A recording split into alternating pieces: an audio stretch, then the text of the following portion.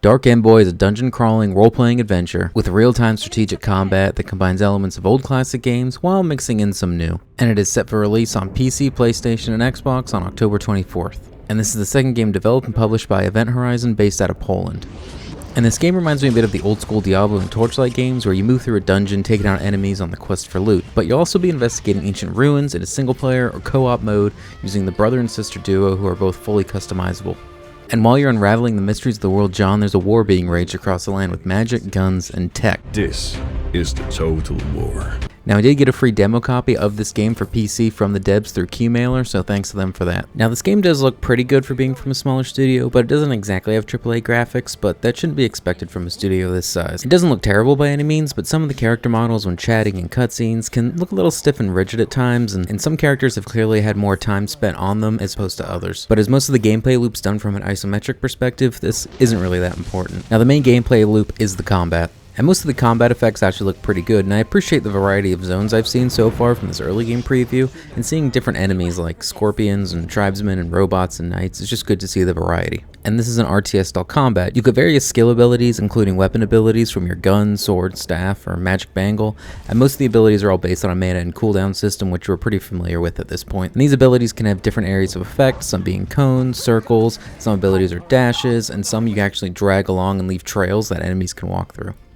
And if you're controlling one character at a time, you can actually use Q, W, E, R, and T on the keyboard to control their abilities pretty quick, and you can pretty easily switch to controlling the team as a group. And movement's pretty key in this game, as you want to walk out of enemy attacks, get better positions in combat, and use the environment to your advantage by using things like explosive barrels, cacti, or even quicksand. And there are two main things that kind of stand out to me in the combat that separates this from other games. One is that there's a cover system, so you can actually hide behind certain terrain, and if you're using a ranged weapon, you can attack from behind it. And while hiding behind cover also lowers the damage you take, some classes and abilities actually get stronger and scale differently depending on if you are behind cover or not, which just adds a nice little extra layer of complexity. Also, enemies will be able to do the same thing, so sometimes you're going to want to move around and flush them out with magic or get a better position on them. The second thing that sticks out to me and is probably the more impactful mechanic is the slowdown/time slip ability that this game has. This reminds me a lot of another game I played last year, Geofield, where they had a similar system, only this game lets you toggle between having a full stop or a 1/12 speed. And this is super useful and almost required sometimes when you're trying to do precise spell usage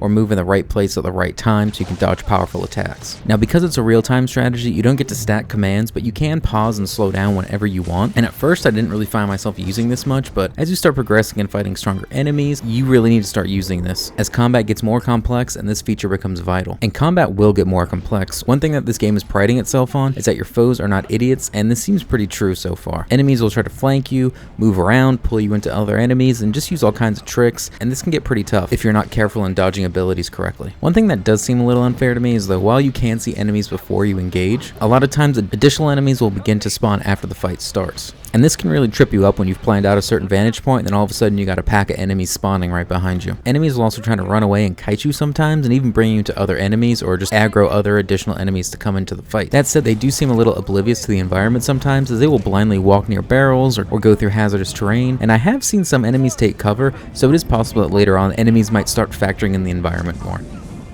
And enemies will use different styles. Most of the melee ones will kind of rush at you in a hurry, and some of the ranged and magic user ones will deliberately try to kite just outside of your perspective. And you'll also find bosses and special enemies that'll usually have something that makes them unique. For example, in the demo I fought a robot that basically felt like a Final Fantasy XIV fight, as I had to dodge a lot of cones and separate my teammates so they both didn't get caught up in the sweeping attacks. And I found myself just playing the floor as lava a lot with the highlighted abilities it was projecting ahead of its moves. Then I fought a war chief who, once he got near death, went berserk and became invulnerable for a bit, and this raised his attack as well as his tribesmen all around him, which makes it to where you have to start running because they're just going to beat you down quick, fast, and in a hurry if you don't move. And there was another optional scorpion boss I faced where he would lay little eggs and they'd spawn little scorpion babies, so what you wanted to do was lure him near a cactus bomb, so when he laid the eggs, you could just blow all the eggs up with the cactus bomb so you wouldn't get overwhelmed. Which, to me, seeing this stuff this early on in the game leads me to believe that hopefully later on bosses will get a lot more complex and you'll have to really think through your strategies.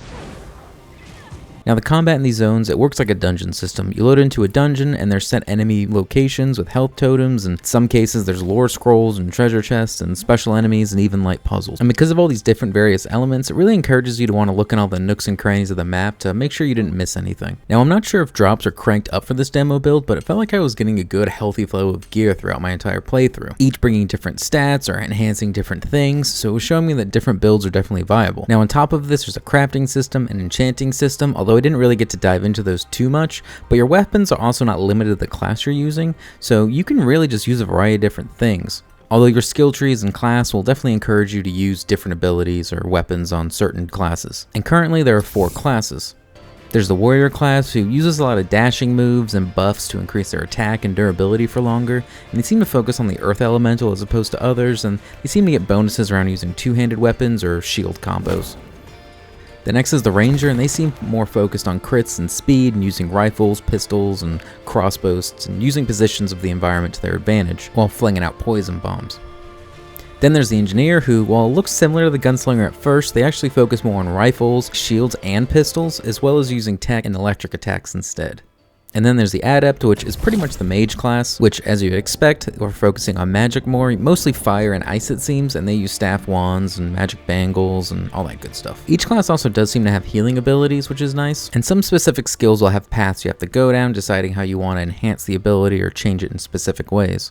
There also seems to be 3 advanced classes for each build, so I think with the combinations of gear, skill paths, advanced classes, how you can control your stat spread, the ability to use weapons freely, there's just a lot of diversity that can be done build-wise, along with the crafting, enchantment, and tactical systems. And because of this, the gameplay loop's pretty fun. As you're going through the dungeon, you're getting new gear, so you want to try out new builds and try out new things in different ways, and the gameplay loop just gets a little addicting. And overall, the story seems fine. I haven't been super pulled in yet, but it's entertaining enough so far, and you do get faced with choices sometimes where the brother will usually make the more brute force response and the sister will give a more thought out answer. That said, sometimes I was really put in a tough spot because I really didn't know what path I wanted to choose, so I'm curious to see the directions and the branches that can happen from these. I believe they said the game does have multiple endings, so it'll be fun to see how much that really gets impacted through your decision making. I don't think it's going to blow your socks off or be as lore rich as Baldur's Gate 3 was, but I wouldn't really expect that from a smaller studio. And while I did judge this game a little bit from the initial appearance of it, I was pleasantly surprised by everything I've experienced so far, as the gameplay loop in the dungeons is pretty fun and there seems to be like a lot of potential you can do with the builds. And this game really makes me think of DioField combat wise, and my biggest gripe with that game is it just became too easy and combat never felt like it ramped up. So far, this game gives you that good combat with a bit of a challenge. I mostly played this game on normal, and I did find myself dying actually quite a bit than I thought I would be. It also never really felt unfair, and it just made me have to notice enemy positions and use my tactics a little bit better.